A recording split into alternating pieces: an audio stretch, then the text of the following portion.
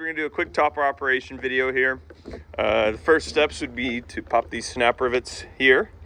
There's one on either side, and we already took the back window down. It doesn't come out, but it just goes down.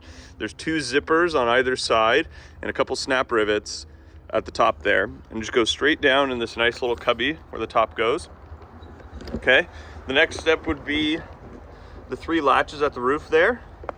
Nate's already gone and undid those, and then you go ahead and pull the little knob there.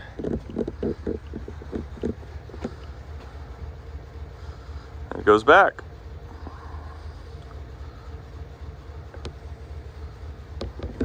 And kind of tuck everything in, and there's this nice little cover that covers everything up. And it just snaps into there, and there's a couple snap rivets back here, so it goes back. But we're gonna go ahead and demonstrate it going back up.